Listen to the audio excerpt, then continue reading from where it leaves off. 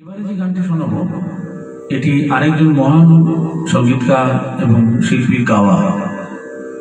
তিনিও দাদুর কাছে এসে এই গান তুলেছিলেন। আকাশবাণীতে একটা এলো দোল বলে একটা সঙ্গীত আলেখ্য হয়েছিল। এটা আমার বেশ একটু জ্ঞানেরতে আছে, কারণ বারবার ওই রেকর্ড করতাম তো রেকর্ড করতে গিয়ে অ্যানাউন্সমেন্টগুলো শুনতে শুনতে আমার মাথার মধ্যে ওটা বসে গিয়েছিল। এলো দোল সঙ্গীত আলেখ্য, সব বসন্তের উপর গান ছিল, নানান রকম দোল বসন্ত ইত্যাদি। তো এই গানটা গাইবার জন্য অধীর বাগচি আমাদের বাড়িতে এসেছিলেন। প্রখ্যাত সুরকার অনিল বাগচি, যিনি অ্যান্টনি ফিরিঙ্গির সুরকার, তাই ছিলেন অধীর বাগচি, যিনি ওই বেহাগ যদি না হয় রাজি সুরকার। তিনিও কম বড় নন, তিনিও একজন মহান সঙ্গীতজ্ঞ। তিনি এসেছিলেন আমাদের বাড়িতে গান শিখতে। আমি ওরকম নকুলদানার মতো বসে বসে শুনছিলাম। সে গান অসাধারণ, সে যে কী গান, আর ওনারা যে কী করেছেন আমি তো করে গাইতে পারবো না, বাট তবু শোনাচ্ছে। এই গানের গীতিকার আরেকজন, আর আকাশবাণীর গীতিকারদের একজন অন্যতম স্বনামধন্য গীতিকার দিলীপ মুখোপাধ্যায়, ওনার লেখা এবং নির্মল ভট্টাচার্যের সুরভিত এলো দোল সঙ্গীত আলেখ্যে অধীর বাগচি গাওয়া শুনুন। আজ নতুন রাগে জাগে জাগে বসন্ত, জাগে বসন্ত,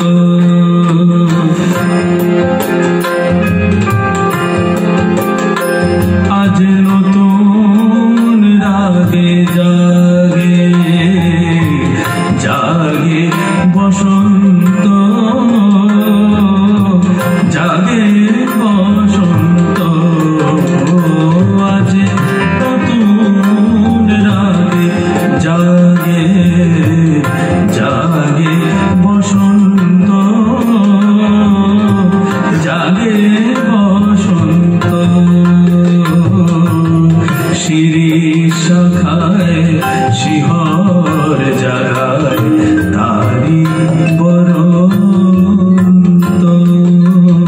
শিরিষ শাখায় শিহর জাগায় তারি বরন্ত, জাগে বসন্ত, আজ নতুন রাগে জাগে জাগে বসন্ত, জাগে বসন্ত।